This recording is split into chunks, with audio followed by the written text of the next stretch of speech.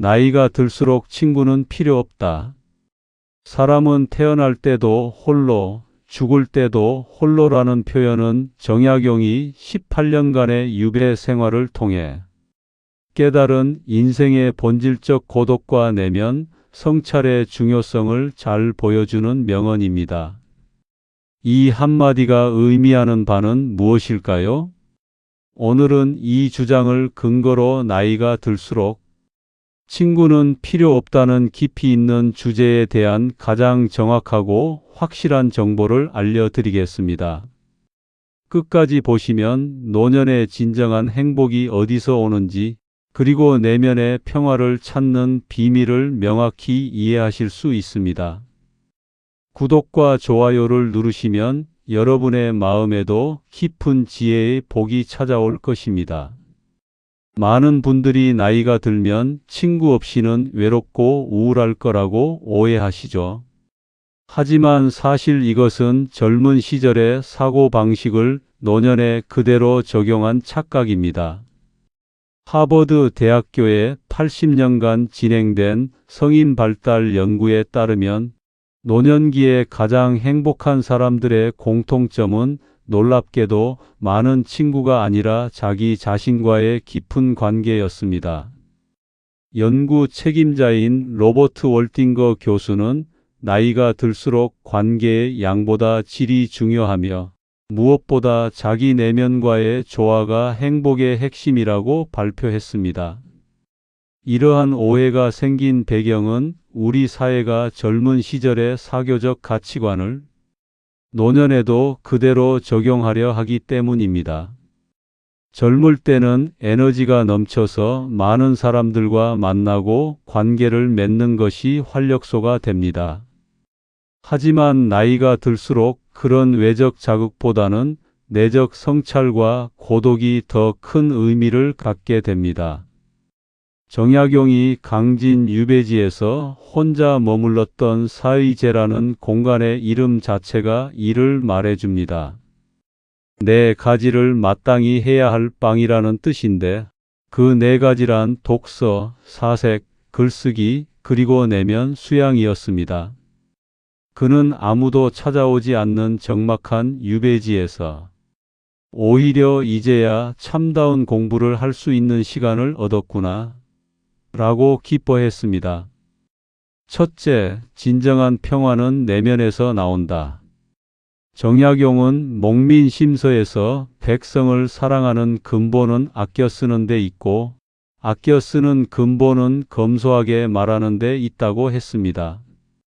이는 단순히 물질적 검소함을 의미하는 것이 아닙니다.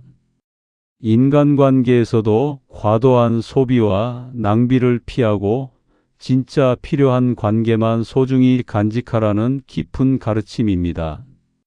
젊은 시절에는 끊임없이 밖으로 뛰쳐나가 사람들을 만나고 인정받고 싶어 합니다. 마치 활짝 핀 꽃이 자신의 아름다움을 세상 모든 이에게 보여주고 싶어 하듯이 말입니다. 하지만 세월이 흐르고 많은 일들을 겪으면서 우리는 조금씩 알게 됩니다. 진정한 평화는 타인의 시선이나 명예가 아닌 내면의 고요와 조화에서 비롯된다는 사실을요. 정약용이 18년간 유배 생활을 하면서 깨달은 것도 바로 이것이었습니다. 처음에는 세상에서 버림받은 듯한 고독감에 괴로워했지만 점차 그 고독 속에서 자신만의 평화를 발견했습니다. 혼자 마시는 차 한 잔에서, 혼자 하는 산책에서, 조용히 독서하는 시간에서 훨씬 깊은 만족을 느끼게 된 것입니다. 둘째, 자족의 기쁨을 알게 된다. 정약용은 진정한 부자는 많이 가진 자가 아니라 적게 원하는 자라고 했습니다. 이는 재산뿐 아니라 인간관계에도 그대로 적용됩니다. 젊을 때에는 더 넓은 인맥, 더 많은 친분 관계를 꿈꾸며 이곳저곳을 누비고 새로운 인연을 만들어내기에 바쁩니다. 하지만 정약용처럼 인생의 깊은 고민을 겪고 나면 양이 아닌 질이 중요하다는 사실을 알게 됩니다. 그는 유배지에서 단 몇 명의 제자들과 서신을 주고받으며 깊이 있는 학문적 교류를 나누는 것만으로도 충분히 행복했습니다. 갈등이나 오해 없이 온전히 자신에게 집중할 수 있다는 그 자유로움이야말로 진정한 자족의 기쁨이었습니다. 셋째, 내면의 친구를 발견한다. 우리는 평생 동안 많은 친구를 사귀고 또 어느 순간 헤어집니다. 그러나 가장 오랫동안 그리고 가장 가까이서 함께하는 친구는 결국 자기 자신이지요. 정약용은 유배지에서 이 사실을 깨달았습니다. 처음에는 고독이 막막했습니다. 하지만 거기에 익숙해지고 오히려 고독을 긍정적으로 바라보게 되면서 그 시간은 충만한 성찰의 순간으로 바뀌었습니다. 자신과의 대화가 깊어지면서 굳이 누군가에게 인정받으려 애쓰지 않아도 괜찮아졌습니다. 정약용은 자신의 내면에서 들려오는 작은 목소리에 귀 기울이며 지금까지 살아온 발자취를 되돌아보고 남은 시간을 어떻게 살아갈지 차분히 설계했습니다. 그 과정에서 마음속에 자리 잡은 내면의 벗을 발견하게 된 것입니다. 이 벗은 결코 배신하지 않으며 언제든 가장 솔직하게 마주할 수 있다는 점에서 그 어떤 친구보다 든든했습니다. 정약용의 마지막 가르침. 물론 여기서 친구가 전혀 필요 없다고 말하는 것은 아닙니다. 정약용 또한 좋은 관계는 삶을 풍요롭게 하지만 나쁜 관계는 삶의 에너지를 고갈시킨다고 했습니다. 그가 강조한 것은 과도한 관계에 대한 집착을 내려놓고 진정으로 소중한 인연만을 간직하라는 것이었습니다. 정약용은 18년의 유배를 마치고 고향에 돌아온 후에도 소수의 진정한 벗들과만 깊이 있는 교류를 나누었습니다. 추사 김정희, 연천 홍석주 같은 당대 석학들과의 학문적 우정이 바로 그것입니다.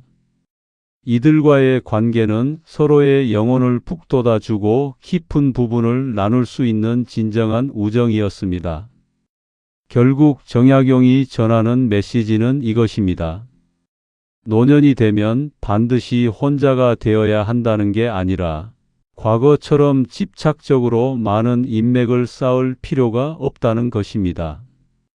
대신 외부가 아닌 내부에서 참된 위안을 얻고 자족의 기쁨을 누리며 내면의 친구를 더욱 단단히 발견하는 쪽을 택하라는 것이죠.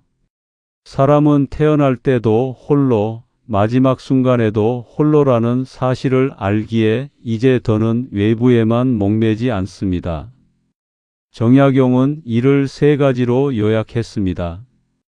첫째, 진정한 평화는 타인에게서 오는 것이 아니라 자신의 내면에서 출발한다.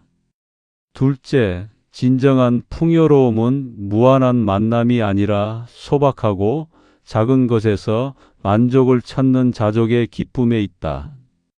셋째, 내면의 벗이야말로 가장 오래, 가장 가깝게 우리와 동행하는 친구다. 이제 다시 처음 던진 질문으로 돌아가 볼까요? 나이가 들수록 친구는 정말 필요 없을까요? 어쩌면 우정이란 여러분 마음속 작은 촛불일지도 모릅니다. 바람에 흔들려도 결코 꺼지지 않는 스스로 밝힐 수 있는 불빛 말입니다. 그러니 언제든 힘들 때면 당신 마음의 불을 믿으세요. 당신은 생각하는 것보다 훨씬 강하니까요. 오늘 영상이 끝나면 잠시 눈을 감고 자신에게 이렇게 말해보세요. 나는 해낼 수 있다. 저희는 그런 여러분을 늘 응원하며 다음에도 더 좋은 이야기로 찾아오겠습니다. 구독과 좋아요 잊지 않으셨죠?